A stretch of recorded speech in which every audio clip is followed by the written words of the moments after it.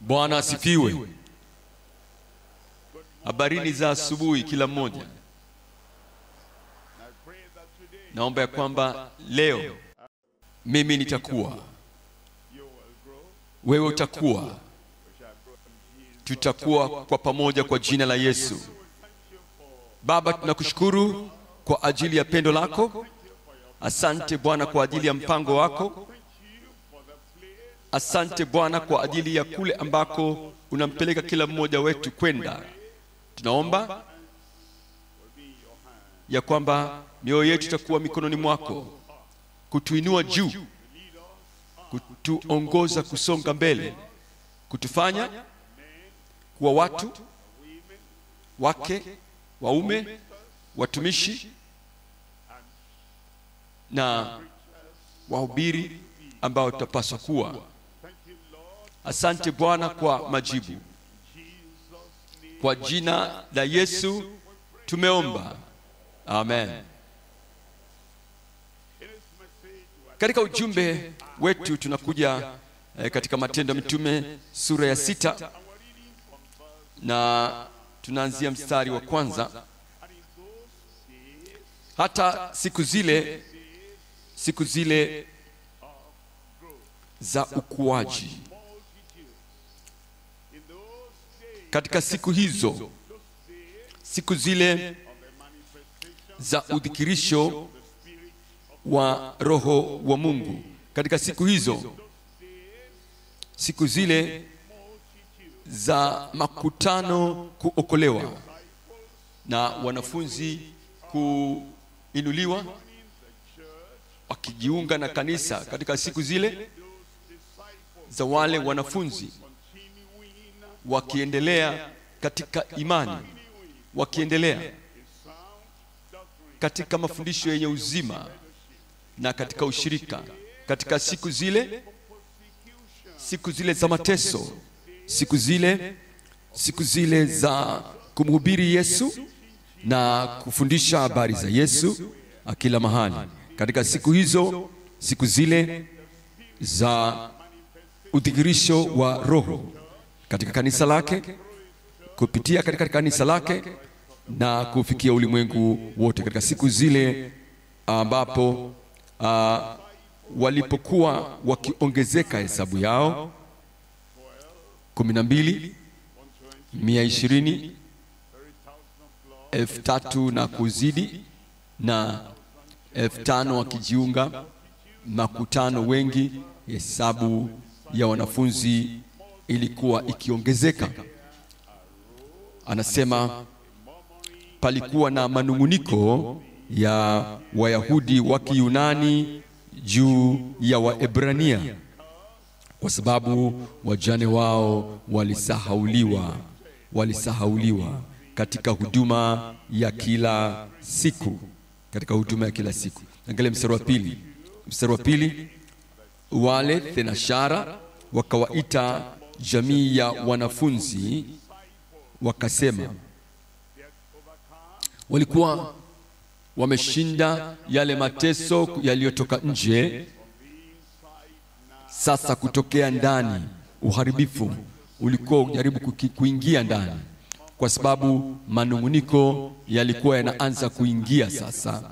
Na mitume walikuwa macho, walijua ni kitu gani ambacho kilikuwa kinaingia ndani ya kutaniko, na walikuwa ni wanafunzi wa maandiko. Walijua jinsi gani watu wangapi walikuwa wanaharibiwa na kuangamizwa kwa kule kunungunika kule nyikani, kule jangwani.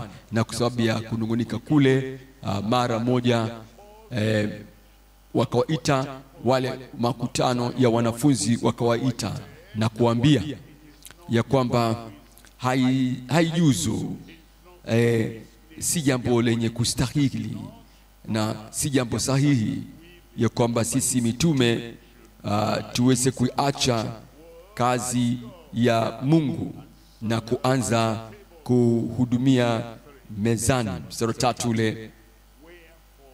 Mstari wa 3, basi ndugu,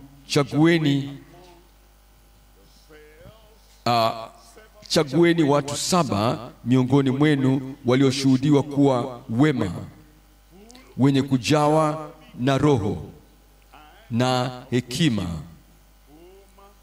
ili tu waweke juu ya jambo hili. Ni kazi ya muhimu ya kufanyika, lakini kwetu sisi kuacha kazi ya kulihudumia neno, kule kuhubiriwa kwa ulimwengu mzima, kule kutakaswa na kule kusafishwa kwa mwili wa Kristo, na kule kuomba kwa ajili kuombea mwili kuweza kutakaswa na kuweza kujazwa na Roho Mtakatifu. Kama tukiacha kazi hiyo na alafu sasa tunaanza kushughulika na kuhudumu mezani katika kusuluhisha yale manunguniko yaliyokuwa yanakuja, yalikuwa naingia kwa ajili ya ule unajisi wa manunguniko ambao ulikuwa unakuja, ya kwamba hilo halitakuwa jambo la msingi, haitakuwa jambo sahihi kufanyika. Kwa hivyo walitaka watu 7 waliochaguliwa, watu ambao wataweza kuhudumu juu ya jambo lile, ili kwamba, angalia mstari wa 4, ili kwamba na sisi tutadumu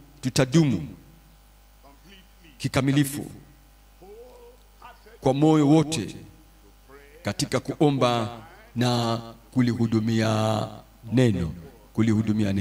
Angalia mstari wa 5. Na neno hili likapendeza machoni pa mkutano wote. Walikuwa bado hawajawachagua wale 7, lakini lile pendekezo kwamba wachaguliwe watu 7, watu ambao wameshuhudiwa kuwa ni wema, watu ambao wamejawa na Roho Mtakatifu, watu ambao wanaweza, watu ambao wana hekima. Hata hilo wazo tu, kabla halijafanyika, hilo wazo tu likawa limewatosheleza wale makutano. Ni jinsi gani ambavyo na sisi tunapaswa kuweza kupendezwa katika jawabu kwa tatizo ambalo linaibuka katika kanisa letu la mahali au katika kanisa kwa ujumla, ya kwamba tunapendezwa. Na kwa hivyo tunaambiwa hapa, hao wakamchagua Stefano, mtu aliyejaa imani na Roho Mtakatifu, na Filipo na Prokoro na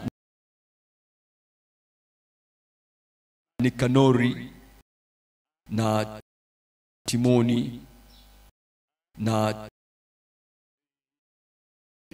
Parmena na Nikolao mwongofu wa Antiokia.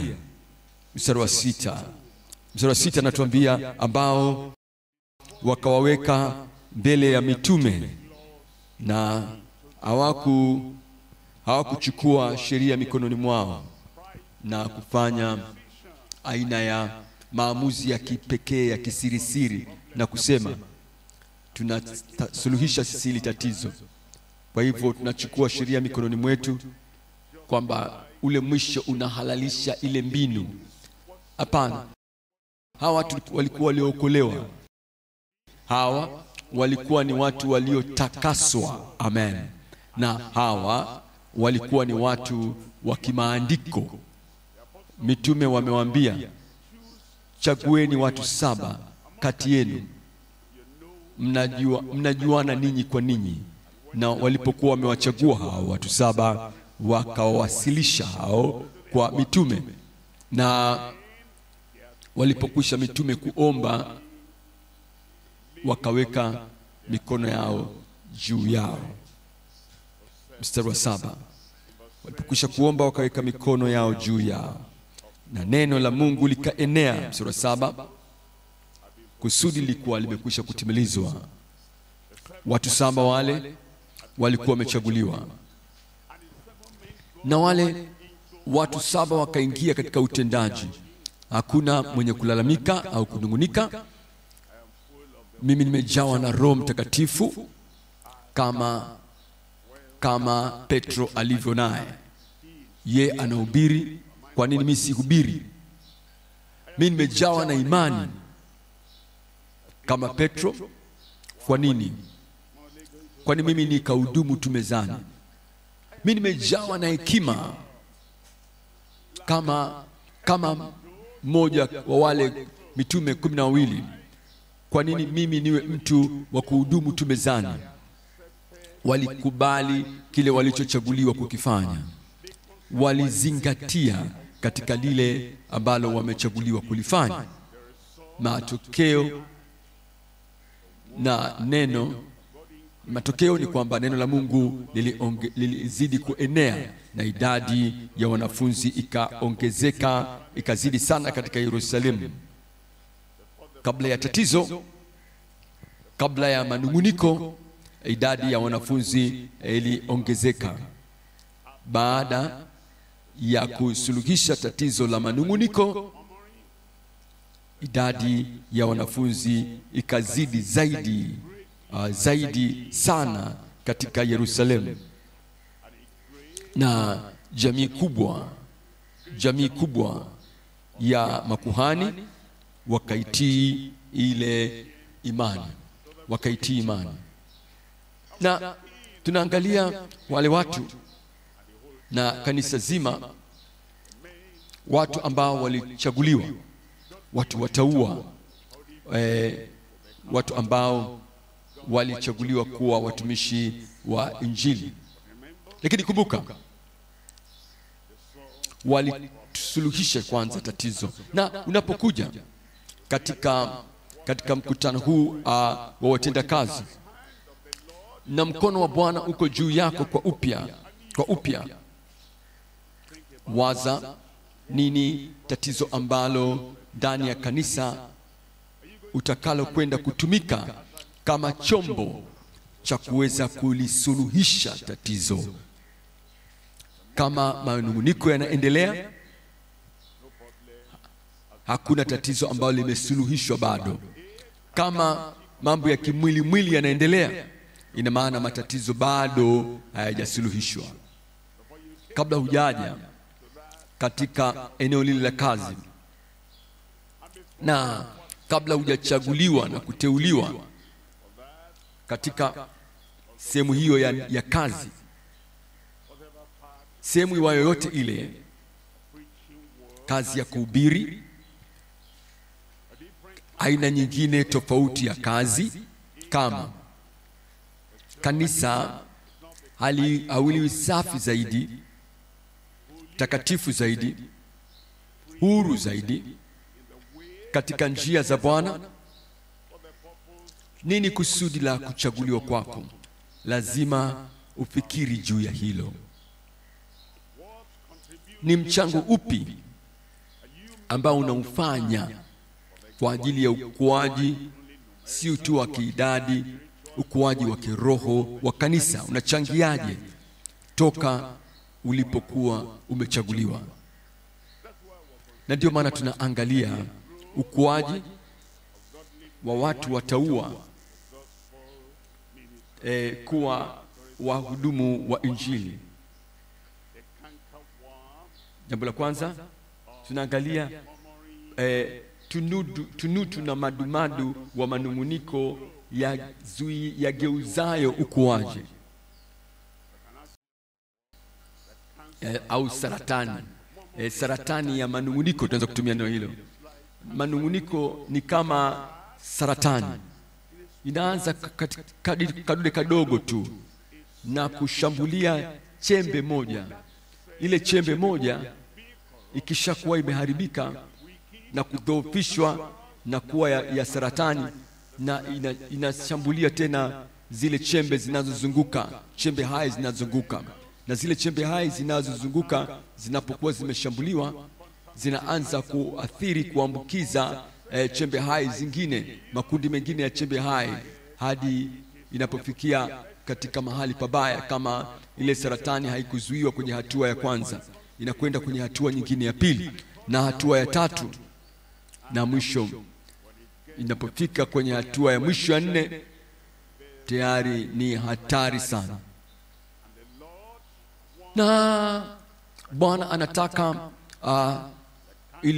ile saratani ya manunguniko ambayo inageuza, inasitisha ukuaji, ambayo hata yaweza kuua mwili. Anataka hiyo saratani kung'olewa. Jambo la pili, kipengele cha pili, kule kuzingatia katika huduma inayodumisha utauwa. Watu ambao waliokolewa, wakatakaswa, wamejawa na Roho Mtakatifu, wametakaswa, wamesafishwa, wametiwa nguvu. Kama manunguniko yanaendelea na kustawi, hayo hayataruhusu kanisa kuweza kudumisha ile hali ya upekee wake. Na kwa hivyo watumishi, mitume, ilibidi wazingatie katika ile huduma ya maombi na neno, ili kwamba kanisa liweze kudumisha utauwa. Jambo la tatu ni kule kujiweka wakfu kwa watumishi, ili kuamsha kuitia nguvu Injili, kuiwezesha Injili, ili kuiamsha, kuitia nguvu Injili, hasa wale wahubiri. Kumbuka hawa 7 waliteuliwa ili kwamba kuwaachilia wale mitume kikamilifu katika ule wito wao. Na hawa watu 7 wote walipokuwa wameteuliwa, mitume hawakuwa tena na haja ya kufikiri juu ya hili, lile na lile tena. Yale mambo sasa yalikuwa yanashughulikiwa kikamilifu. Kama wewe umeteuliwa kama mmoja wa wale 7, wewe si wa kujisumbua, si wa kuwasumbua mitume tena na jambo lile lile ambalo ulichaguliwa kulifanya. Lakini kama bado tunamuita ile mwangalizi, bado tunamuita, bado tunampigia simu mwangalizi wa kimataifa, hata usiku sana, tuna tatizo hapa, tuna changamoto pale. Kama kila wakati wa siku bado tunamsumbua yule mtume, kwa nini ulichaguliwa? Bado mitume hawajaachiliwa kwenye ile kazi ambayo wanapaswa kuifanya. Na kama wewe uko pale, wewe ndio unaifanya ile kazi, lakini huifanya ile kazi katika kule kutosheleza utoshelevu wa Mungu, kutimiliza kile ambacho wewe umechaguliwa kufanya pale ulipowekwa, na bado tunahitaji kuja pale, na bado tunahitaji kusema ulichaguliwa kwa sababu wewe umejawa na imani. Bwana, umejawa wewe na Roho Mtakatifu, ndio maana umechaguliwa. Wewe umejawa na hekima, ndio maana umechaguliwa, ndio maana uliteuliwa wewe. Na bado udhihirishi ile hekima ya kusuluhisha yale matatizo, ile tatizo pale, na lile jambo la kunungunika na kulalamika. Kwa nini basi uko hapo? Tunaelewa ya kwamba hawa walifanya kazi yao na Injili, na watumishi wakawa wameamshwa, wametiwa nguvu mpya. Alafu tunajifunza kwamba hao ambao sasa tumeteuliwa kwa ajili ya makanisa ya nyumbani, kwenye kanda, kwenye wilaya, kwenye huduma ya uimbaji wanakwaya, kwenye huduma ya ushemasi, kwenye mambo ya ulinzi, na kwenye huduma ya kina mama, ya kwamba yale matatizo ambayo yanachipuka pale, hayo ndio yaliyotuonyesha kwamba tunahitaji kuwa na huduma ya kina mama. Na bado tunarudisha tena kwa mwangalizi wa kimataifa, hebu angalia hili, hebu angalia na hili. Hebu jiulize wewe mwenyewe, Je, umefanikiwa au umeshindwa?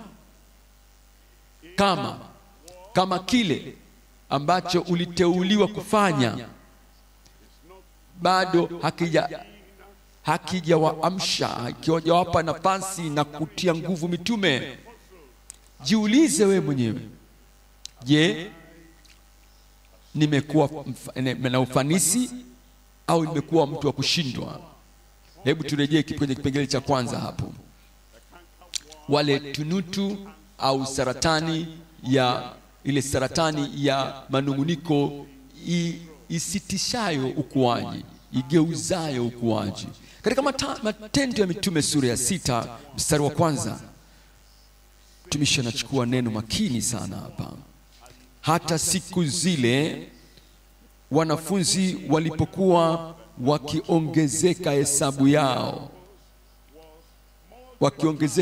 yao, palikuwa na manunguniko ya Wayahudi wa Kiyunani.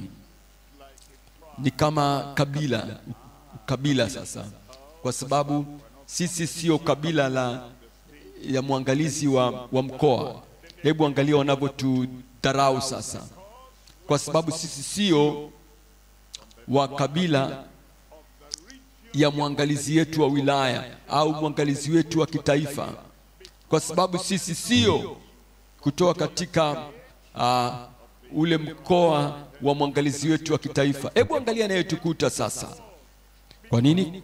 Kwa sababu sisi hatutoki katika ile jimbo, mkoa au kabila la yule kiongozi wa kile kikundi. Angalia anavyotupuuza.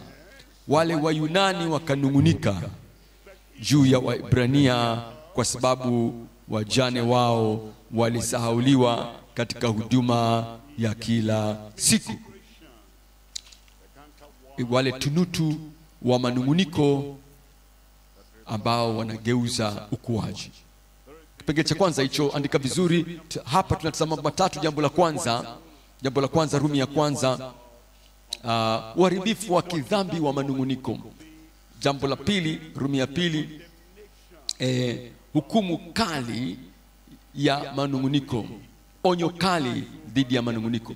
Alafu jambo la tatu, wokovu wa wanungunikao. Jambo la kwanza, uharibifu wa kidhambi wa manunguniko. Manunguniko ni dhambi, herufi kubwa. Ni uharibifu, herufi kubwa. Manunguniko, kulalamika. Manunguniko haya onyeshi udhihirisho wa wokovu ulio thabiti, wokovu ulio imara. Mtu mnungunikaji haonyeshi kwamba ana ile nia ambayo inalenga katika kufika katika ile nchi ya ahadi. Manunguniko ni dhambi. Mtu anaweza akanungunika na kwa sauti kubwa. Mtu anaweza akanungunika kwa mwenendo tu wa kutokuridhia. Mtu anaweza akanungunika kwa namna ya mtazamo wa kisaikolojia hivi. Manunguniko ya mtu anaweza kunungunika kwa kutuma ujumbe kutoka katika namba isiyojulikana, jina isiyojulikana. Hataki kutumia namba yake yeye mwenyewe ya simu, hataki kujulikana kitambulisho chake. Anachukua namba ya mtu ambaye hatambuliki yeye, na anatuma ujumbe wa manunguniko. Yule mwanzilishaji wa manunguniko hayo, yule mwanzilishi ni mtenda dhambi, ni mrudi nyuma wa kawaida. Na hao ambao watahamasisha wengine kunungunika, yule chanzo, yule chimbuko ambaye anahamasisha mwingine, nitakupatia namba yake. Anasema tuma hii aina ya ujumbe, hebu fanye uwe mwenye nguvu, hebu tukane hivi, hebu fanye iwe neno ya kumkejeli. Mtumie kama usiku wa manane hivi, mwamshe na huo ujumbe. Huyo ni mtenda dhambi, anawahamasisha wengine, anawapa namba ya ule mtu wa kumtumia ule ujumbe. Manunguniko ni dhambi, wanungunikao ni watenda dhambi wa kawaida. Hesabu 14. Neno makini sana hili. 14, Hesabu 14:2. Hesabu 14:2. Wana wa Israeli wakanungunika dhidi ya Musa na Haruni na kutaniko zima, wakasema, mkutano wote wakawaambia, ingekuwa heri kama tungalikufa katika nchi ya Misri, au ingekuwa heri kama tungalikufa katika jangwa hili. Mstari wa 3. Mbona Bwana ametuleta mpaka nchi hii ili tuanguke kwa upanga? Tuanguke kwa upanga, wake zetu na watoto wetu watakuwa mateka. Je, si afadhali turudi Misri?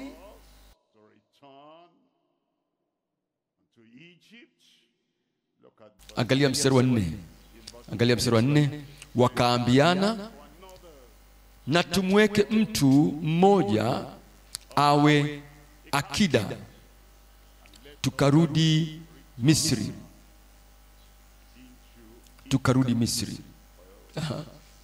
Hiyo inaonekanaje kwa watu ambao wananungunika na wanaacha kanisa Deeper Life, wanakwenda kanisa jingine?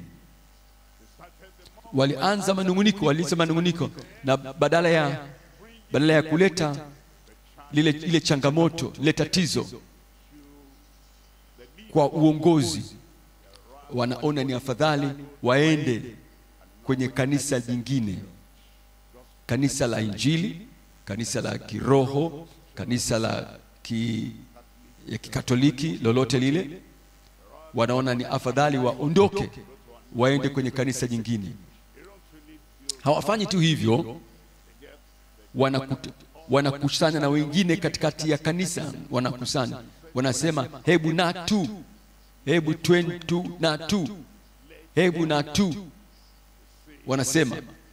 wanasema Deeper Life sio kanisa peke yake. Lakini mbona ulikuwa unajua hivyo awali na ukaja? Ulikuwa unajua hivyo wakati ulipokuwa unalishwa, wakati unapokuwa unapewa misaada mbalimbali, wakati ulipokuwa unapewa hela, wakati kanisa linapotia fedha kwenye mfuko biashara yako, hukukumbuka ya kwamba Deeper Life sio kanisa peke yake. Hukukumbuka wakati huo, wakati kanisa lilipokusaidia kwenye ndoa yako, wakati kanisa lilipolipa kwa ajili ya kodi yako ya nyumba, wakati kanisa lilipolipa hata kwa ajili ya ile ndoa uliofunga, wakati kanisa lilipokuwa nyuma yako, hukusema kwamba kuna makanisa mengine tungelikuruhusu kwamba uzame na kuwa na ungekuwa na muda wa kutosha wa kuimba unavyotaka.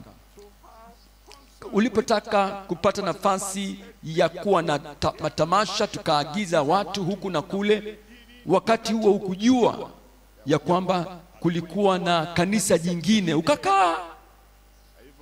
Na hata nikakusikia ukiomba kwamba hili ni kanisa langu, mimi nitafia hapa, lakini kwa sababu kuna chakula kidogo kwenye sahani hakakufikia wewe kwenye mstari, na kwa sababu wewe ulikuwa mjane, ukupata hiki au kile, manunguniko, malalamiko, kunong'ona na katika mawazo yako, na hebu twende kwenye kanisa jingine. familia yako, linapaswa lazima lishughulikie tatizo tuliokuwa nalo. Unaweza kugundua kwamba katika mkutano huu wa watendakazi wa kimataifa ya kwamba katika mikutano yetu yote na maeneo yote ya faragha hii hatuna wanakwaya wakiimba. Kwa nini? Kwa sababu wamejitoa sana na wana shughuli nyingi sana, na wala hutajua wanafanya mazoezi usiku, wanafanya mazoezi mchana, na ile kazi ni nzito juu yao, sio ndogo. Na kwa hivyo wakati huu tukaamua, na nikawaambia viongozi, nikasema wakati huu sasa nataka watendakazi wote wakae chini na kunufaika. Wakati huu hatutaki kupata majina yetu kubadilishwa kuwa watu huduma ya maisha ya Kikristo ya shughuli nyingi. Tunataka kudumisha maisha ya kina, huduma ya maisha ya kina ya Kikristo. Na kwa sababu ya kuwa na shughuli wakati wa mkutano, kiasi kwamba maisha ya kiroho yanaendelea kuzorota, kama moja kati ya washirika katika kama wanakwaya hapa au popote pale walipo wanakwaya wowote watasema, basi sawa, mimi najua jinsi ya kucheza chombo, sisi tumekufundisha hapa, na najua jinsi ya kuimba, namna ya kufundishwa kuimba tumefanyia hapa, na kwa sababu tunafikiria juu ya kufika kwako mbinguni, kwamba usiwe mtu wa shughuli nyingi za maandalizi, kwamba hui na ile nafasi ya kusikia neno. Na utanishuhudia kwamba unapofanya kazi sana usiku na unapofanya mazoezi sana mchana, wakati ujumbe unaendelea, mwili wako sio jiwe, utakuwa ukijisikia kulalala na utakuwa unapigana na usingizi, lakini hutasikia kila kitu kinachosemwa. Na ndio maana tukasema wakati huu wa mkutano huu, baba lazima ajue wakati ambapo unakuwa na aina ya kuwa na una uwezo wa kufanya kazi na kuimba vizuri, na kama baba yako amesema kwamba toa muda kwa ajili ya kusikia neno na kuomba katika wakati huu, na sasa tayari unaanza kunungunika ndani ya moyo wako, na sasa unasema hebu tuchague akida, twende tukajitambulishe sasa kwenye kiongozi mwingine wa kanisa lingine, na kusema tunakuja kutoka Deeper Life. Tumetumia muda wa kutosha kule bwana, tumechoshwa na maana ile kule. Sasa tunaweza tukacheza vyombo, tunaweza tukaimba, tunaweza kusaidia kwaya yenu na nyie hapa.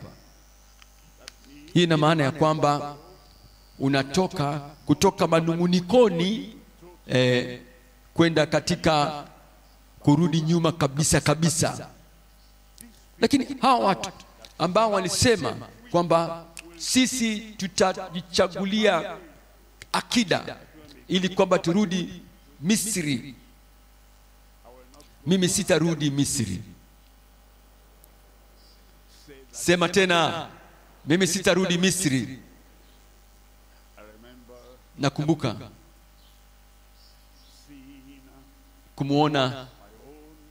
kumuona mwangalizi wangu, alikuwa amenionya, alikuwa amenipata, alikuwa ni mtu wa kineema sana. Aliniita, akanishika mkono na kusema, Kumui, haya mafundisho ya Biblia ambayo unafundisha na haya ambayo unafanya hata yakubali, kuna kitu kitatokea. Nikamwambia, kuna kitu gani kitatokea? Akisema, usibishe. Mtu anaweza kuandika kwa mkono, mtu anaweza kuandika kwa miguu, wakati nilikuwa ni mimi bado ni mhadhiri. Sema tafadhali, nasema hii haikubaliki, na akanionya kitakachotokea. Hatimaye nilikuwa kanisani, wakataja jina langu, ilinukuliwa, wakatuma kwenye makanisa yote kwamba kwenye makanisa yao ya kwamba huyu mtu sio mshirika tena. Hata baada ya kufanya hivyo, mimi sikwenda kwenye kanisa lingine. Nikaenda Jumapili ile, nikachukua watu kwenda kanisani siku ile ile. Sikuruhusiwa kuingia kwenye ile kanisa langu ambao kiongozi wangu ndiye alikuwa ananiambia kwamba ninachokifanya si sahihi. Kwa hivyo nikazuiliwa, nikakaa nje ya mlango wa kanisa mpaka ibada ilipokwisha. Na wale watu niliowaleta kanisani walipokuja, nikawatia ndani ya gari, nikawapeleka kwenye maeneo yao. Nikafanya hivyo kwa Jumapili nyingi tu. Na kanisa lingine wakaniita, wakasema tunasikia haya. Akasema ndio. Akasema sisi sio kama wao bwana, njoo ujiunga na sisi mzee Kumui. Nikasema hapana, sijiungi na nyie. Kwa nini? Akasema kwa sababu kanisa langu walikuwa sahihi. Wanasema kama nitakuwa mshirika wa kanisa, hiki ndicho ambacho lazima nikifanye. Nami nikasema nikawa muasi, na kwa matokeo ya kutokutii kwangu kiongozi wangu, ndio maana wakanifanyia walichonifanyia. Mimi sikujiunga na kanisa lingine. Kanisa lingine bado wakaniita na wakasema njoo hapa, tunatambua ya kwamba neema ya Mungu na kweli iko ndani yako. Na yule mwangalizi wako wa kanisa lingine akasema, yule mwangalizi mwingine alisema Mungu amemwambia yeye kwamba anitie mafuta niwe mtumishi kwenye kanisa lake. Nikasema mbona Mungu hajaniambia mimi? Sikwenda kwenye kanisa lingine, nilikaa pale nilipokaa, lakini sikurudi kwenye kanisa langu ambao walikuwa wamenitenga, wamenitia nidhamu. Sababu mwangalizi wangu aliniambia ya kwamba nitarudi. Nikamuuliza baba kwa masharti gani? Anasema niache mafundisho ya Biblia kwa sharti la kwanza, nitachomelea mbali kila aina ya tract ambazo tumeandika za Injili. Na je, vipi juu ya wale watu ambao nimewakusanya pa? Sema hawa wachie mikononi mwao. Kasema bwana mkubwa, ninakuambia. Nikamwambia bwana mkubwa, hiyo itakuwa si jambo la hekima kwa mimi kukusanya watu pamoja na kuwapatia habari njema ya Injili, na wameokolewa na wametakaswa, na kwa sababu mimi nataka kuwa katika kile kitabu chema cha kanisa, na kuja na naacha kila kitu ambacho nimeitwa kukifanya. Nikasema hiyo haitakuwa sahihi. Mimi nilipata hilo jaribu pia, mimi nilikuwa na wito pia, mimi nilikuwa na msongo pia, lakini mimi kamwe sikunungunika dhidi ya lile kanisa. Tulikuwa kwenye kongamano la kimataifa la Pentekoste, na nilialikwa pale kwenye kongamano hilo la kimataifa la Pentekoste la kimataifa, na viongozi wengine wa makanisa wa Nigeria nao pia walialikwa, na mtu mkubwa tu kutoka Nigeria, mwangalizi kutoka Nigeria akaniona, akaniita, akasema, akambia njoo. Wewe ndiye Kumui? Akambia ndio bwana mkubwa, kwa neema ya Mungu. je, wewe ulikuwa kwenye ile kanisa? Akalitaja kanisa. Nikamwambia ndio, hapa ndipo nilipokuwa. Je, walikufukuza kutoka kwenye kanisa lile? Nikamwambia si kweli, si sawa hasa, lakini walisema usiende kwenye kanisa lile tena. Nikasema ndio bwana mkubwa. Anasema wale watu, akataka kusema mambo ya kinyume juu ya kanisa. Nikamwambia hebu subiri kwanza. Nikamwambia hilo, hapo ndipo ambapo nilijifunza kila kitu ambacho nimejifunza: wokovu, utakaso, batizo wa Roho Mtakatifu. Nikasema wao hawajakosea, mimi ndiye nimekosea, na wamenipatia nafasi ya kujipanga na kile ambacho kanisa limesimamia kanisa lile, na mimi sikukubaliana nao. Na jambo ambalo waliweza kufanya ni kuwa na uthabiti katika mafundisho yao. Walikuwa thabiti katika ufahamu waliokuwa nao wao. Kwao ni kumuondosha yule ambaye ni funza kwenye kidole chao, ili kwamba asiambukize vidole vingine yule funza. Kwa hivyo niliwahalalisha wao kila mahali, sikuwanenea vibaya. Yule mwangalizi wangu ameshaenda katika utukufu, yule aliyenifukuza. Lakini siku moja nilikuwa nasoma magazeti, na wakati ule nilikuwa nimeshafukuzwa kwenye ile kanisa, na nikaona kitu kwenye magazeti ambacho kilitaja jina lao, na nikajisikia kwamba pengine mwangalizi wangu anaweza kuwa kuliona hili.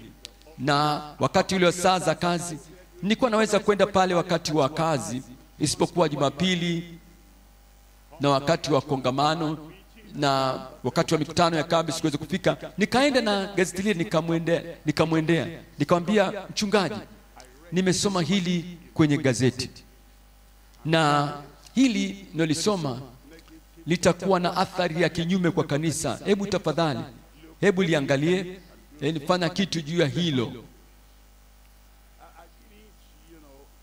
Sikulibamiza kanisa, sikunungunika dhidi ya kanisa, sikulipaka matope lile kanisa. Nitaka kilicho bora ambacho mimi naweza kukitoa kwa ajili yao. Amen, amen, amen.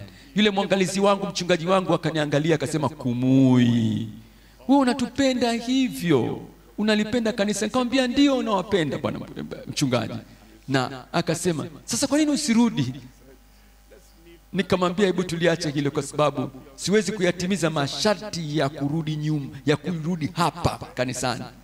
Akaniambia, kama ukirudi wewe hujui kitu gani ambacho unaweza kuwa hapa. Nikamwambia asante sana mchungaji, lakini mimi sijaongozwa namna hiyo ya kwamba sasa Deeper Life imeshakuwa na Deeper Life imeshakuwa thabiti, kuwa imara. Lakini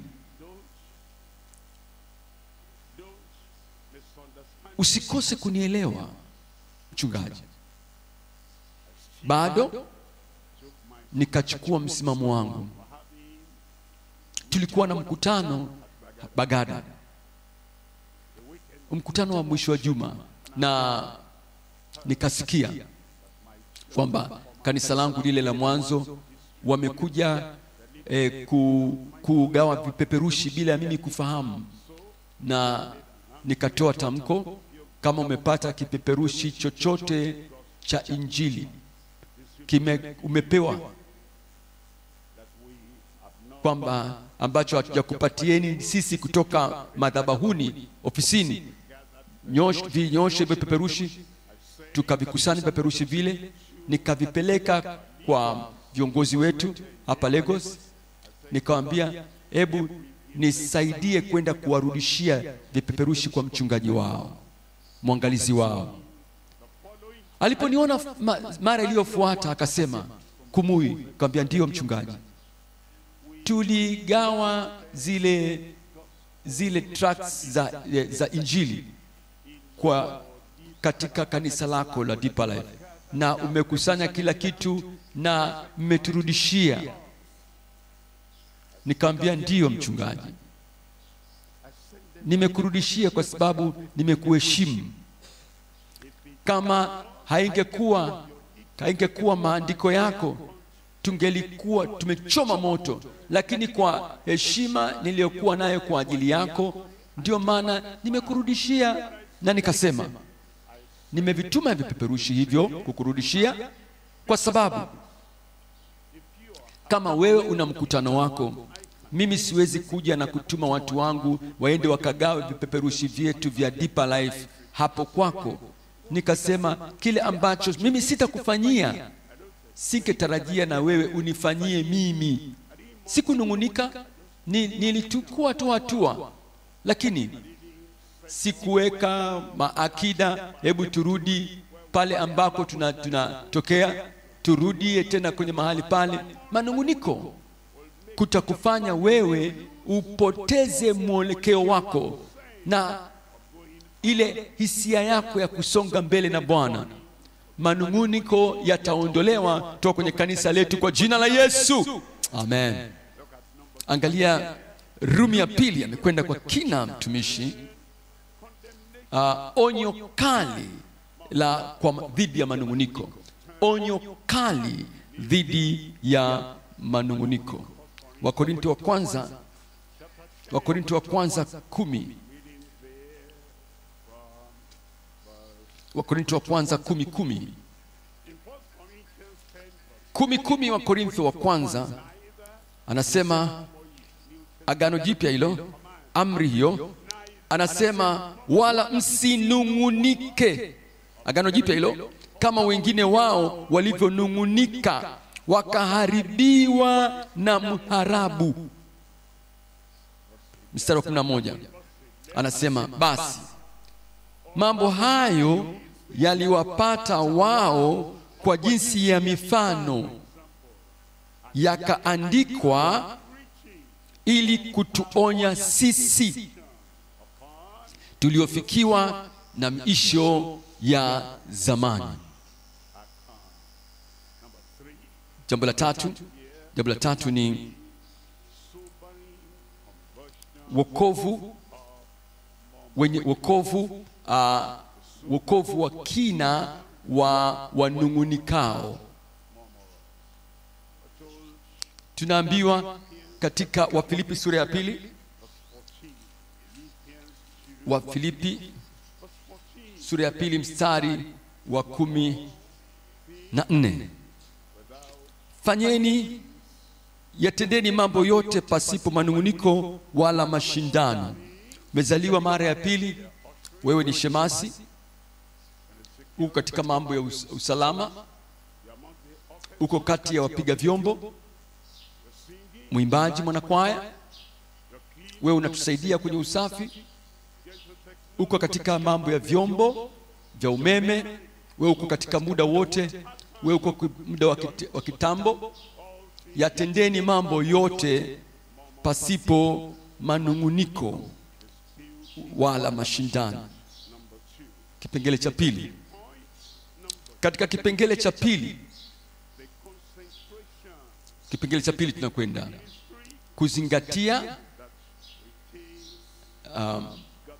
kuzingatia huduma idumishayo utauwa. Mambo matatu kipengele cha pili hicho. Sasa jambo la kwanza, huduma ya mitume nabii ijengayo. Huduma ya uinjilisti na uangalizi yenye kugeuza. Huduma ya wachungaji na walimu yenye kugeuza. Jambo la kwanza, Rumi ya kwanza, ni huduma ya mitume na manabii ijengayo. Tuna huduma zile tano, na huduma tano kama vidole vile vitano. Mtume wamewakilishwa na kile kidole gumba, alafu nabii kile kidole chanda, wewe ni mtu yule, alafu mwinjilisti kile kidole kirefu kuliko vyote, kile chakati kuwafikia walio mbali. Alafu anayefuata pale anamwakilisha mchungaji, chapete kile kidogo, kidole cha upendo. Alafu kile kidole kidogo ni mwalimu, kinawakilisha mwalimu. Yule ndiye ambaye anakusikizisha jambo. Kuna kitu kinakuwasha pale, unaweka kidole chako pale. Sasa tuna huduma ya mitume na manabii. Huduma ya mitume na manabii. Hivi mmeshatambua kwamba kama huna gumba lako huwezi ukaushika kitu chochote kile. Unahitaji gumba lako pamoja na vidole vingine. Dole lako gumba ni muhimu sana.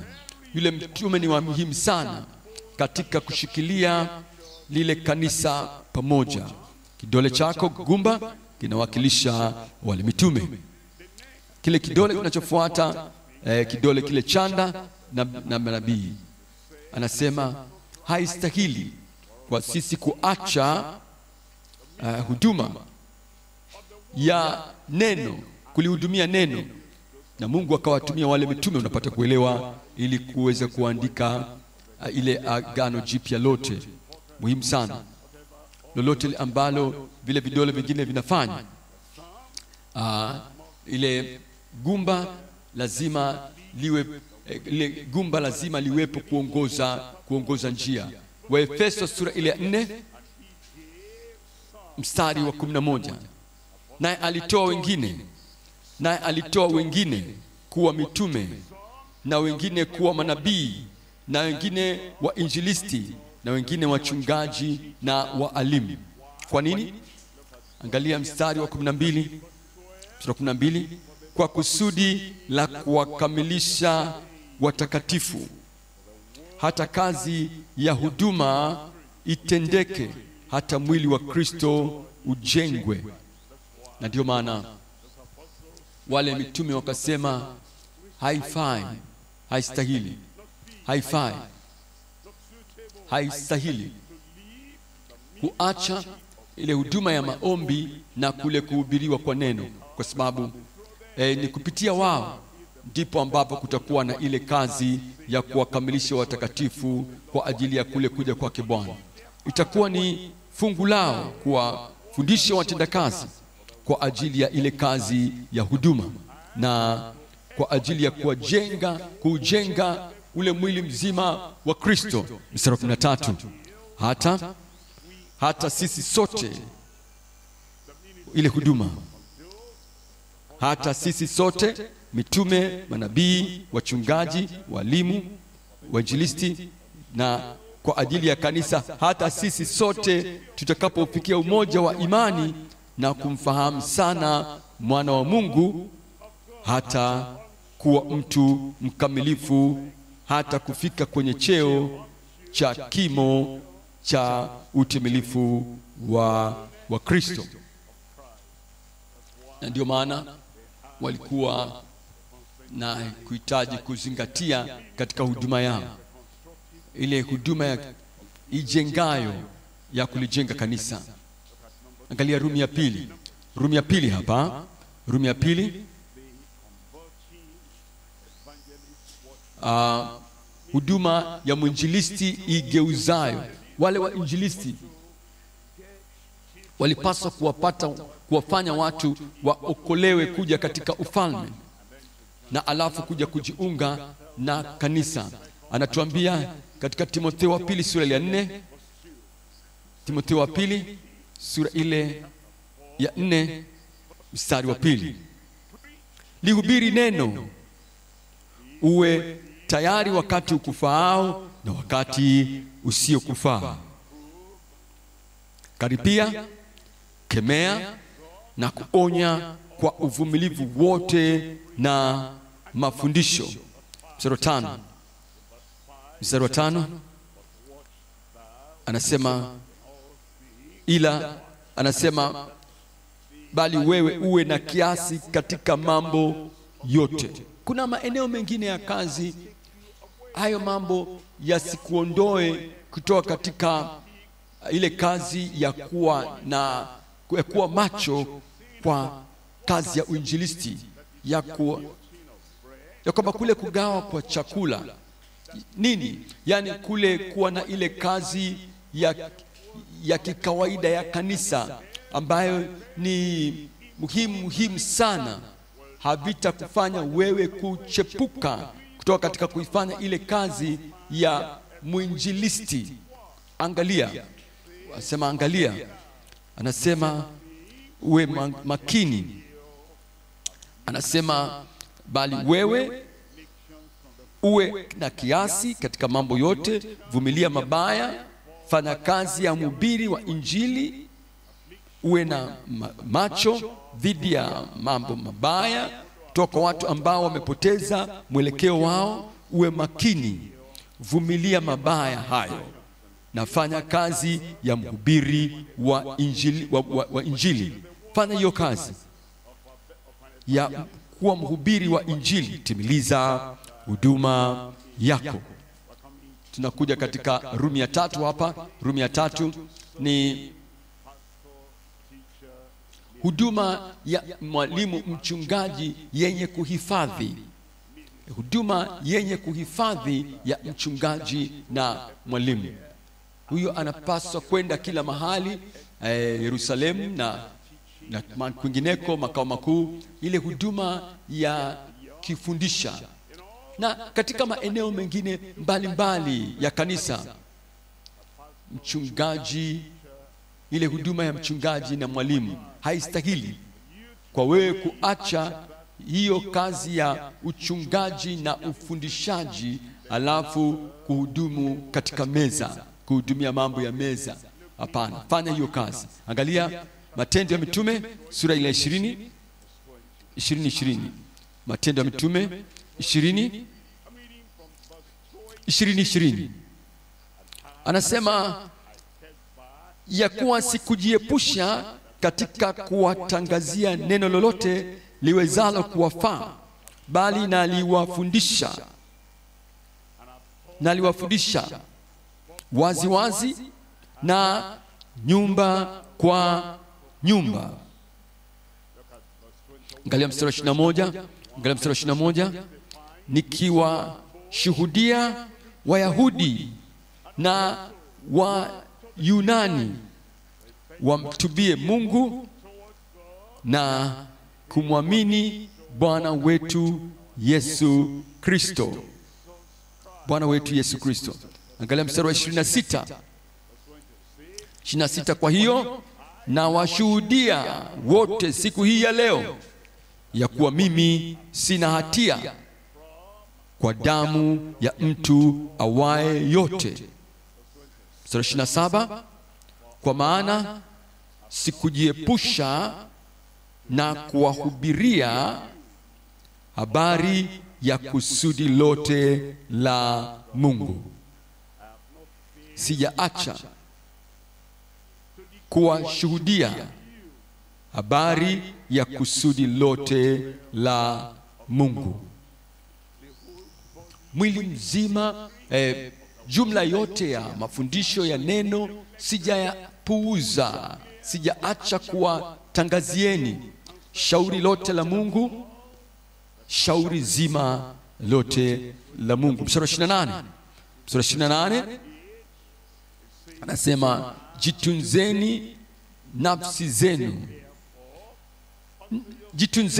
zenu na lile kundi lote nalo ambalo Roho Mtakatifu amewaweka ninyi kuwa waangalizi ndani yake, mpate kulilisha kanisa lake Mungu alilolinunua kwa damu yake mwenyewe. Tuaja kwenye kipengele cha 3 sasa. Kipengele cha 3 ni kule kujiweka wakfu, ule uchaguzi, kule kujiengua, kule kujiweka wakfu, kule kujitenga, kule kujiweka wakfu kwa watumishi ili kuamsha kazi ya Injili. Kazi kuamsha Injili. Matendo ya Mitume 6, turudi pale kuanzia mstari wa 5, tuanzie pale. Matendo ya Mitume sura ile ya 6 mstari wa 5. Neno hili likapendeza machoni pa mkutano wote wakamchagua Stefano, mtu aliyejaa imani na Roho Mtakatifu, na Filipo na Prokoro na Nikanori na Timoni na Parmena na Nikolao mwongofu wa Antiokia. Walichagua 7. Kwetu si leo, sio tu kuzungumzia juu ya watu 7, wanaume 7, bali watu hao waliochaguliwa. Tuangalie ni watu ambao wamechaguliwa hapa. Wa kwanza, au walichaguliwa kwa ajili ya huduma gani? Ni kutegemezwa kwa wajane. Tatizo lilikuwa ni kule kutegemezwa kwa wajane. Sababu ya kuchaguliwa ni ili kuhakikisha kwamba tunawategemeza na kuwadumisha, kuimarisha wale wajane. Yakobo 1:27. Dini iliyo safi na isiyo nataka mbele za Mungu na Mungu Baba ni hii: kuwatembelea yatima na wajane, yatima na wajane katika tabu zao, na kujitunza pasipo na kujitunza. Dini iliyo safi isiyo nataka mbele za Mungu Baba ni hii: kwenda kuwatazama yatima na wajane katika dhiki yao na kujilinda na dunia pasipo mawaa. Hapa makao makuu tuna wajane wengi katika kanisa kusini, kaskazini, kati na kule mashariki na kule magharibi. Maelfu ya wajane, zaidi ya wajane kwenye kanisa lilokuwa Yerusalemu. Na mitume wakasema mahubiri yataendelea, huduma ya maombi na neno itaendelea, lakini lazima tuhudumie mahitaji ya kuwategemeza wale wajane. Na kwenye kanisa lazima tulifanye hilo. Tuwajue wajane katika wilaya, katika kikundi, katika mkoa, katika jimbo. Hebu pawe na huduma ya kuwategemeza wajane. Amen. Amen. Jambo la pili, tunaangalia huduma ya kuwategemeza kina mama. Wanawake wengi, dada wengi, na hatuwezi kusema kila kitu kinachohusiana na kina mama hapa madhabahuni, na bado tunahitaji kuendelea ile kazi ya neno la wokovu, utakaso, ubatizo wa Roho Mtakatifu, ule utayari kwa ajili ya kule kuja kwa Bwana. Na ndio maana tuna huduma ya kuwategemeza kina mama. Tunaangalia Tito sura ya 2, Tito 2:3. Tito 2:3 anasema vivyo hivyo na wazee wa kike wawe na mwenendo wa utakatifu, wasiwe wasingiziaji, wasiwe wenye kutumia mvinyo nyingi, bali wafundishao mema. Angalia mstari wa 4. Ili wawatie wanawake vijana akili, wale kina mama wenye upako wa kiroho, wale kina mama waliofundishwa vema, wale wanawake wenye mwenendo mwema, wale wanawake wa kutegemewa, yule mwanamke wa mume mmoja pekee, mwanamke ambaye anajulikana kwa utakatifu wa moyo, utakatifu wa maisha, utakatifu katika simu, na utakatifu katika mawasiliano yote, utakatifu kila mahali. Wanawake wa kiroho namna hiyo, ili kwamba wao wawafundishe vijana, wawatie wanawake vijana akili, wawapende waume zao na kuwapenda. Huwezi kuambia vijana wa kike wawapende waume zao kama wewe umpendi mumeo. Wapende waume zao na wapenda watoto wao. Angalia mstari wa 5. Na kuwa wenye kiasi. Kuwa na kiasi. Watu watunzaji, kuwa safi, kufanya kazi nyumbani mwao. Si wanawake wanaozurura, watu wa kuteta, watu wa kusengenya tu kutoka nyumba hadi nyumba, ili kwamba kupindua majumba ya watu. Hapana. Wanawake wasafi, wenye kiasi, wenye kufanya kazi nyumbani kwao, wanaotunza nyumba zao, wema, wenye kuwatii waume zao wenyewe. Wewe sio mtii kwa mume wako mwenyewe, alafu unachukua maelekezo kutoka kwa wanaume wengine huko kwenye maamuzi ambao unayafanya. Maamuzi yako yanatoka kwa wanaume wengine, na mumeo hana kauli, hana sauti, hana mamlaka juu yako. Wewe ulimheshimu wakati ulipoyajua mapenzi ya Mungu tu ya ndoa. Alikuwa mbali. Sasa kwa sababu umekuja nyumbani, unaishi chini ya dari moja, hakuna heshima tena kwa mume. Huwezi kuwa yeyote kati ya huduma ya wanawake wanaotegemeza kina mama wengine, bali wale watu wawapendao waume zao na kuwatii, ili neno la Mungu lisitukanwe. Jambo la 3 ni ile huduma yenye mvuto wa uvuvio wa kiroho. Kuna huduma ambayo inawaburudisha waamini. Huduma ya 3 hiyo inatuliza ile misongo yetu, ambayo inaondoa mashindano yetu. Aina hiyo ya uburudisho wa roho ambayo ni kama uimbaji. Angalia Samuel sura ya 1:16.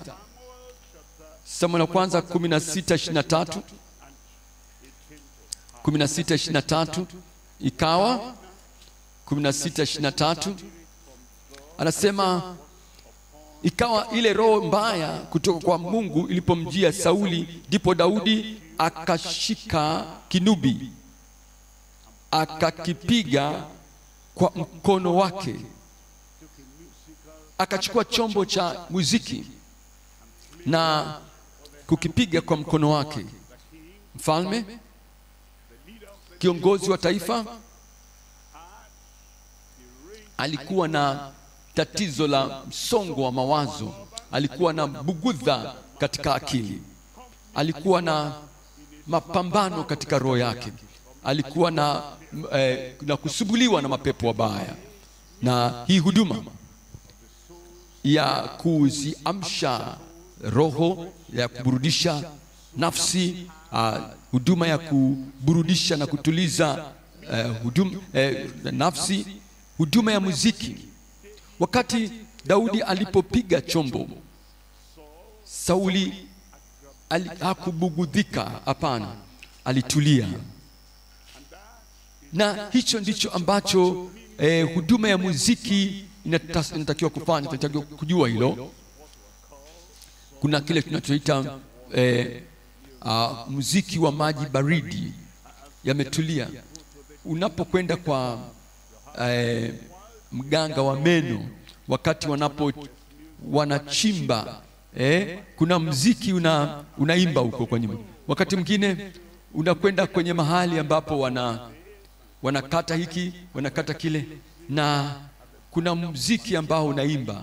Wakati mwingine hata unapokuwa unajifunza, kuna aina ya muzika, aina ya tiba ya muziki, ya kwamba unapojifunza na kusikiliza, kuna muziki uko kwa chini. Kuna baadhi ya Biblia, na hasa katika Zaburi zile, unasikiliza Zaburi ya 1 Zaburi ya 23, Zaburi ya 91. Alafu kuna muziki unaendelea kwa kimya kimya na yule mzaburi. Inafanya ile zaburi izame ndani. Hiyo ni huduma yenye kuamsha roho kwa mvuto, kuleta mvuto. Kwa hivyo Sauli akaburudishwa. Aina ya huduma ambayo inaburudisha nafsi na roho, na akawa hajambo, ile roho mbaya ikamwacha. Daudi hakuweza kumwombea, alimpigia tu kile kinubi.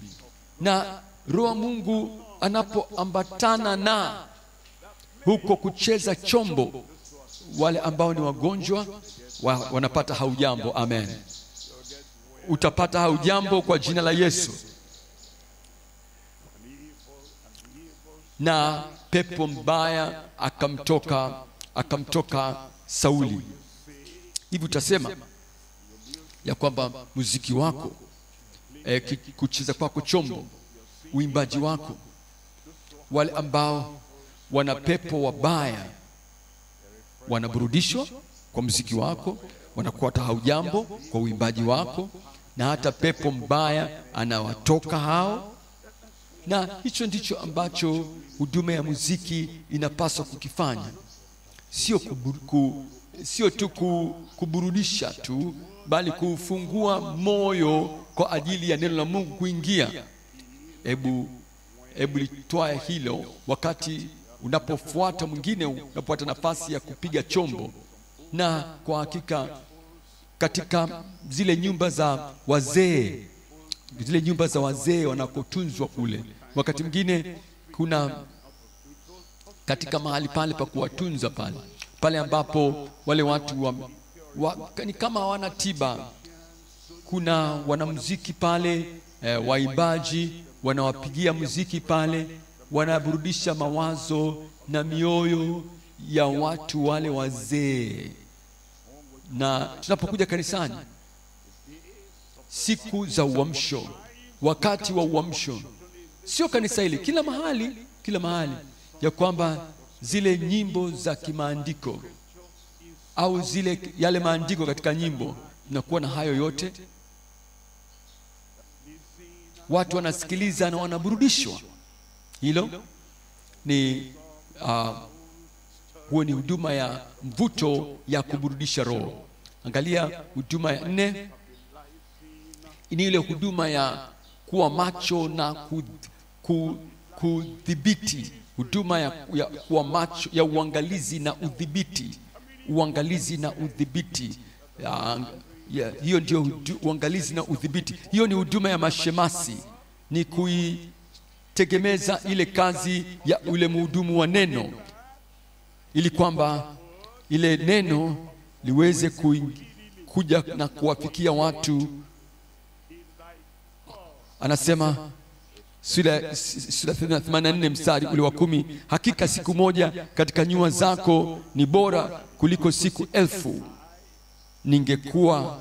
Ningependa kuwa bawabu nyumbani mwa Mungu wangu kuliko kukaa katika hema za uovu. Kuliko kukaa katika hema za uovu.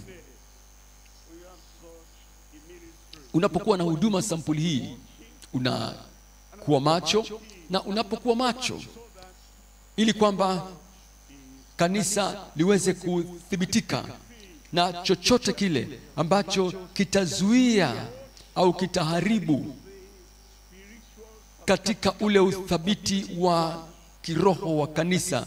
Wewe ndio wa kuliangalia hilo. Hatuhitaji kuendelea kutangaza kutoka hapa madhabahuni, yule mtu pale, usiombe namna hiyo. Hiyo ndio kazi ya huduma ya watu, wale watumishi ambao wanaleta uthabiti. Lolote ambalo litabugudhi kanisa, lolote ambalo litazuia ule ufanisi wa kanisa, na nyote mmetawanyika huku na kule kwenye kutaniko, ama ni katika mkutano kama watendakazi namna hiki,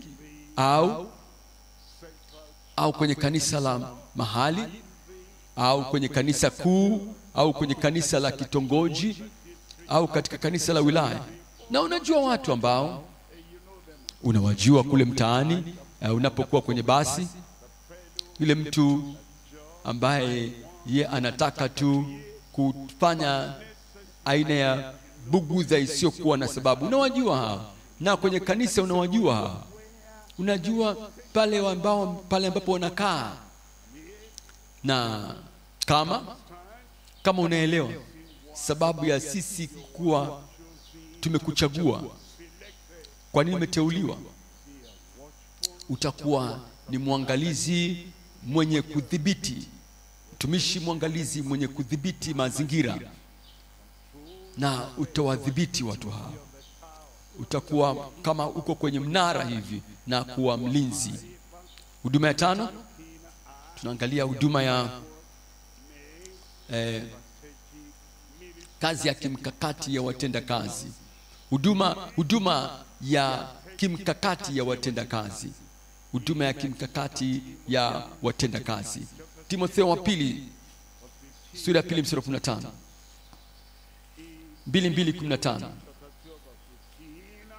2:15 anasema, jitahidi kujionyesha kuwa umekubaliwa na Mungu, kuwa mtenda kazi. Unajielezaje wewe? Mtenda kazi. Unatenda, unapangilia samani katika kanisa. Mtenda kazi unapanga. Unajielezaje? Unachukua ile sauti au ule ujumbe kufikia kutaniko zima. Hiyo ni kazi. Hapo wewe ni mtenda kazi. Kuna eneo pale ambalo hawasikii vizuri ujumbe, wewe ni mtenda kazi. Unajifunza, unapata kuelewa, unakuwa makini kwamba hawasikii neno. Wewe ni mtenda kazi. Wengine wanasikia, lakini sauti ni kubwa mno kiasi kwamba itaharibu ngoma ya sikio katika masikio yao. Wewe mtenda kazi wewe unajionyesha, unajitahidi kujionyesha kuwa umekubaliwa na Mungu, kuwa mtenda kazi. Wanajenga, na wewe ni mtenda kazi, mfanya kazi. Na unajua kwamba unapokuwa mnatengeneza zile ngazi lazima ziwe kwenye mpangilio, sio moja fupi kuliko nyingine ndefu. Hapana, lazima iwe sawa. Mtenda kazi unajitahidi kujionyesha, unahitaji kujifunza yote ili kuwa mtenda kazi, mfanyaji wa kazi wa kimkakati, mtumishi mtenda kazi wa kimkakati. Huduma ya 6 tunaangalia huduma ya unyweshaji na kutia nguvu. Huduma ya unyweshaji maji na kutia nguvu. Wakorintho wa kwanza sura ile ya 3 mstari wa 6. Mimi nalipanda, Apolo akatia maji. Mimi nilipanda, wale wafuatiliaji wakatia maji. Mimi nimepanda, wale viongozi wa kanisa na nyumbani wakatia maji kile ambacho kilikuwa kimepandwa. Mimi nilipanda na wale waombaji wakatia maji. Hawapingi ule ujumbe, hawaleti moto wa kigeni, na hawaleti mambo ambayo hatujasikia hapa. Wakati tunapopanda ile kweli ya neno, na mtu anasema wamesikia juu ya mapepo, wamesikia juu ya mapepo ya mahali. Umesikia, sio kutoka hapa. Umesikia hayo huko ulipokuwa umekengeuka. Wamesikia juu ya kuchimba. Hukusikia ile kwenye Agano Jipya. Umelisikia hilo uko mahali kwingine. Kama unatia maji kilichopandwa, unafanya hivyo kwa ufahamu maridhawa. Hili ndio ambalo limefanyika. Tunakuja kutia maji. Angalia mstari wa 7. Angalia mstari wa 7. Anasema mimi, anasema hivyo apandaye si kitu wala atiaye maji, bali Mungu akuzae. Mstari wa 8. Basi yeye apandaye na yeye atiaye maji ni wamoja. Kupanda, kutia maji. Yeye apandaye na yeye atiaye maji, wote ni wamoja, wameungana. Na kila mmoja, mpandaji na mtiaji maji, kila mmoja atapata thawabu yake mwenyewe sawa sawa na taabu yake mwenyewe.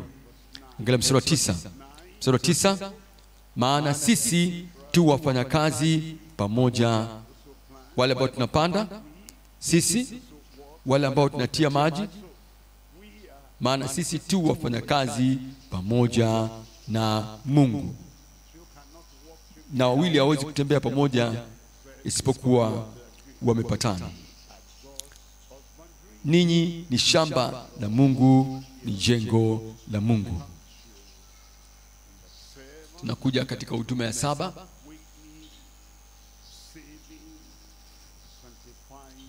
Huduma yenye kuamsha, kuokoa na kutakasa.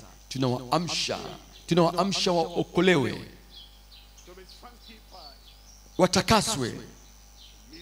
Hiyo ndio huduma ya kuwasaidia waliokuwa wachanga kiroho.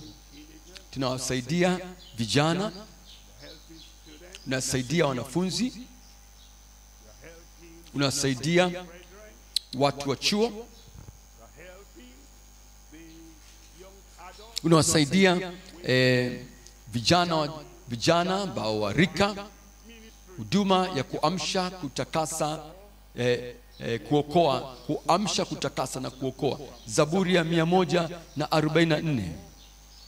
Zaburi 144 mstari wa 12. Ili wana wetu wawe kama miche iliyopandwa, wana wetu wawe kama miche waliokuwa ujanani, kama miche. Anasema kila pando asilolipanda baba yangu litang'olewa. Kama unawalete kwenye kanisa wakiwa wahuni, wadhambi, wasio na staha, wakatili, wasiookolewa, unawapanda pale, hiyo sio kazi yetu. Watang'olewa hatimaye, hawatafika katika ufalme. Lakini unataka watoto wale waokolewe, unataka vijana wale waokolewe, unataka wale wanafunzi vyuoni waokolewe, unataka wale vijana wa rika wapate kuokolewa, ili kwamba wana wetu wawe kama miche iliyokuwa ujanani, ili binti zetu kama nguzo za pembeni zilizonakishiwa kwa kupamba hekalu. Hatufanyi kuwa genge la vijana, tufanye genge la vijana. Tuna maana gani kuwa na genge tu wakati tunapowakusanya vijana pamoja na wanatembeleana, wanafanya mambo hayo yote? Ni kama kagenge kalikojitenga.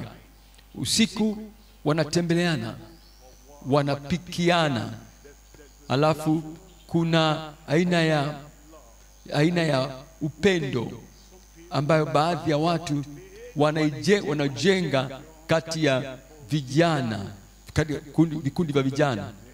wanakula pamoja, wanapika pamoja, na watu wa chuo, wasichana wanakwenda kwa wavulana na wavulana wanakwenda kwa wasichana, na tunajua kanisa la watu wazima halikubaliani na hili, lakini sisi ni vijana, tunapendana, upendo na kula pamoja. Kukuambia ukweli, hiyo ni dunia tu, ndivyo wanavyofanya duniani huko, na wanapata kuwa chakula pamoja, wanashikana, wanajirusha rusha, alafu wanaunganisha pamoja pale.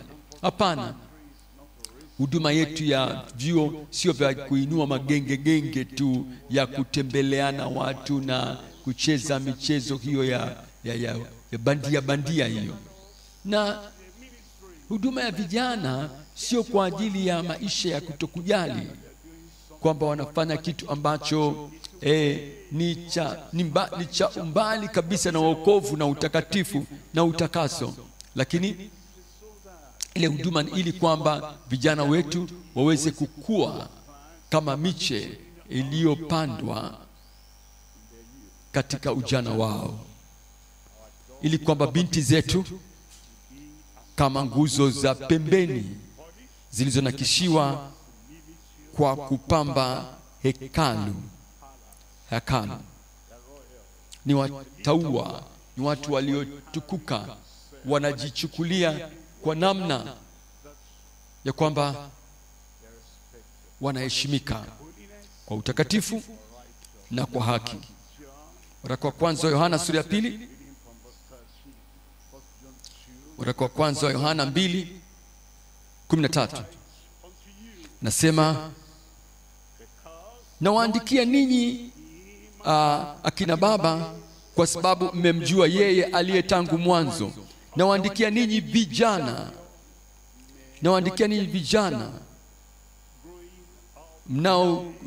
mnaokuwa vijana wa rika, watu wa umri wa kati. Nawaandikia ninyi vijana kwa sababu mmemshinda yule mwovu. Nawaandikia ninyi watoto kwa sababu mmemjua Baba. Mmejua neno la Baba, mapenzi ya Baba. Watoto wenu, vijana wenu na vijana wenu wa rika, hiyo huduma ni kwa ajili ya kuokoa na kuwatakasa. Angalia mstari wa 14. Nimeandikia ninyi akina baba kwa sababu mmemjua yeye aliye tangu mwanzo. Nimeandikia ninyi vijana wa rika kwa sababu mna nguvu. Kama una nguvu, utakuwa hodari dhidi ya uasherati. Kijana kama Yusufu, kijana dhidi ya zinaa. Nifanyeje uovu huu, nimtende Mungu dhambi? Mwenye nguvu, utakuwa na nguvu kama Yeremia. Kijana mwenye nguvu, nimekutuma ili kung'oa, ili kuangamiza na kujenga na kupanda. Uwe hodari na kuwa na nguvu kama Timotheo wakati huduma inapowafikia watoto na vijana, wakati ile kazi ile huduma itakapokuwa ni yenye kuokoa na kutakasa, hawa vijana watakuwa hodari na neno la Mungu litakaa ndani yenu, nanyi mmemshinda yule mwovu. Hii ndiyo sababu ya hawa watu 7 walichaguliwa na kuteuliwa, na hii ndiyo sababu kwamba tuna huduma tofauti ndani ya kanisa. Tumechaguliwa na kuwekwa mahali ili kusaidia wale mitume, manabii, wainjilisti walimu na wachungaji kwa ajili ya kukamilisha wale wateule watakatifu kwa kazi ya huduma, kwa ajili ya kule kujenga mwili wa Kristo, hata sisi sote tuweze kufikia katika ule umoja wa imani na kwenye kile kimo cha utimilifu wa Kristo. Naomba ya kwamba Mungu atakusaidia ili kutimiliza ile sababu ya uteuzi wako katika huduma kwa jina la Yesu. Amen. Amen. Amen. Ya kwamba ukue kutoka mtu mtaua kufikia kuwa mtumishi wa Injili. Hebu tuinuke sasa na useme na Bwana katika maombi sasa. Inuka pale ulipo na useme na Bwana katika maombi. Sema na Bwana ili kwamba Bwana akusaidie, atusaidie kuweza kukua